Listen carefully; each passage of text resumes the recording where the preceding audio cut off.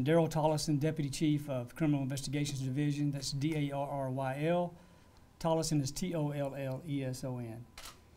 Thank you guys for being here. I appreciate this. We have some good news today we want to share with you, and appreciate you helping us get our message out here today. As you know, yesterday, March 25th, the Atlanta Police Narcotics Team, along with the DEA Clandestine Laboratory Enforcement Team, and as well as HIDA, which is our high-intensity drug traffic area task force, we all executed search warrants at 2318 and 2330 Nelms Drive. Our investigators discovered a fully operational methamphetamine conversion laboratory at 2318 Nelms Drive, and then we moved to 2330, where we discovered methamphetamine in various stages of production. While there at the scene, we recovered 41 pounds of methamphetamine, 50 gallons of liquid methamphetamine, which when converted to crystal form is over 200 pounds of methamphetamine. All combined, the street value of this seizure is over $10.8 million. We also recovered $35,000 in cash, a 9mm handgun, and seized 3 vehicles. While on the scene, we did arrest Mr. Armando Alea. He was charged with trafficking in methamphetamine, possession of marijuana, possession of a firearm during the commission of a felony. All of our teams, the APD narcotics team specifically, put in hundreds of hours, and we were able to successfully disrupt a major meth operation in the city of Atlanta. We do have today we have some photos and video to show you that we can show a little bit later after we do this stage of this, and we will be ready to show you that momentarily. Now, for the second part of this announcement. As you know, today we made the arrest of the perpetrator who killed Joshua Ritchie at 729 Ponce de Leon in the Kroger parking lot. So today we arrested Demarius Thompson for the murder of Joshua Ritchie that occurred on March 10th. Mr. Ritchie, as you know, was killed when he was trying to stop an individual from stealing his truck. Mr. Thompson was apprehended at Lee Street and Oak Street while inside of a restaurant without incident by our APD's fugitive unit, as well as the Southeastern Task Force fugitive unit. We're very pleased to make this announcement, and we're in the process of contacting Mr. Ritchie's family at this time. If you have any questions about the homicide and the apprehension, I'd be glad to take that.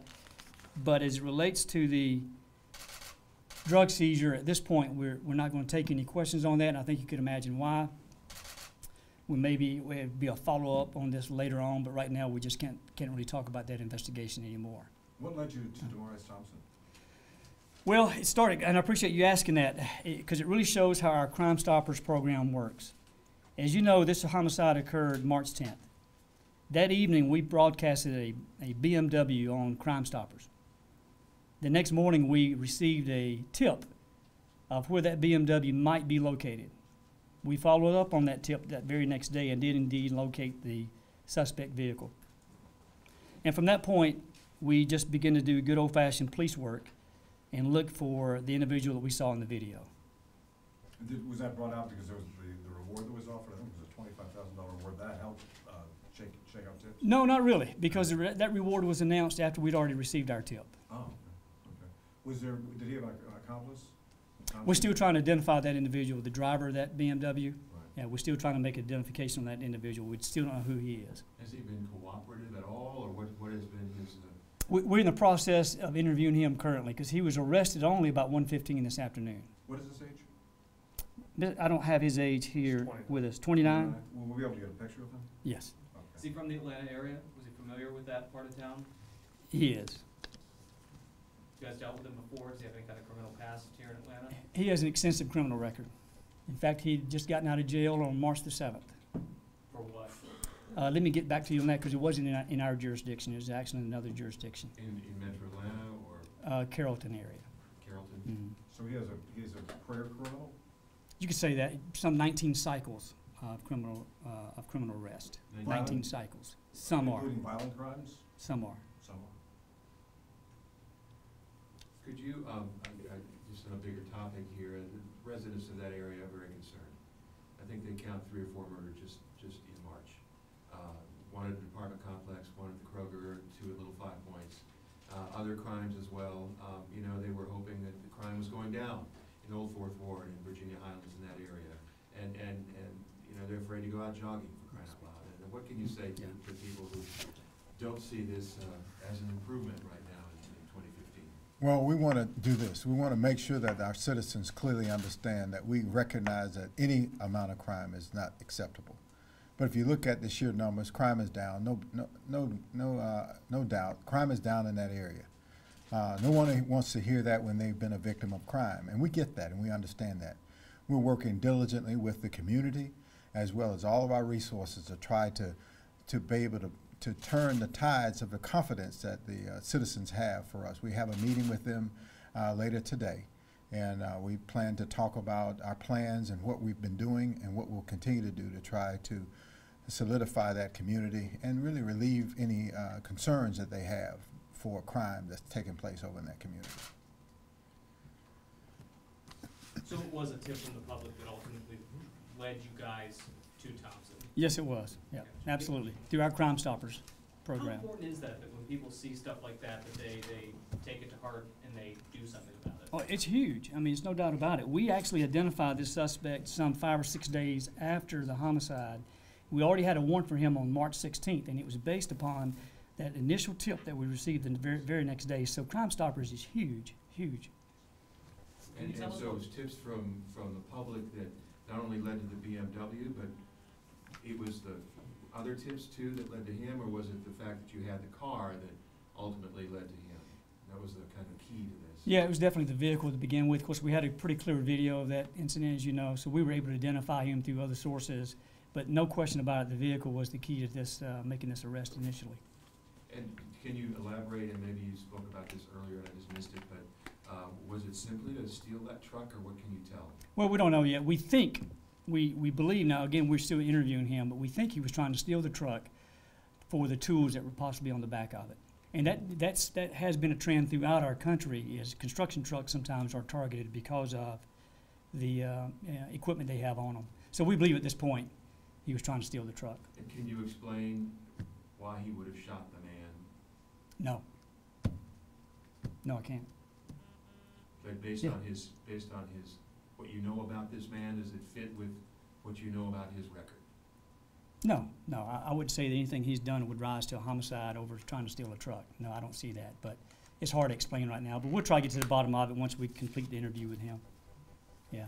Should we show the video? Do we want to set this up? Have we already set it up?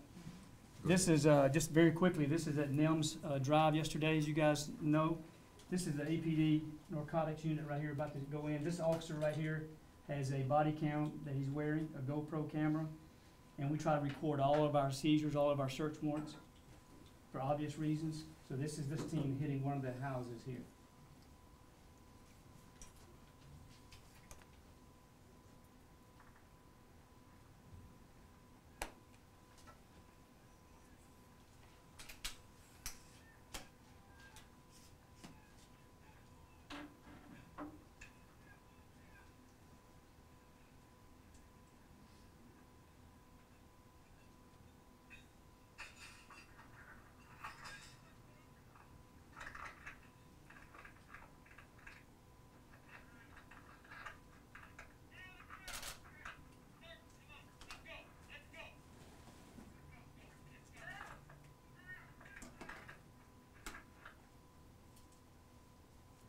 You think that's bad? Pictures? Yeah.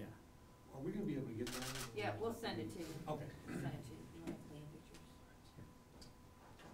Are you able to say when you had a bust of this magnitude the last time in this area? I mean, can you give us just kind of put this in perspective, how big this is? This is huge. We've never, in the city's history, have ever had a bust this large with this kind of drugs.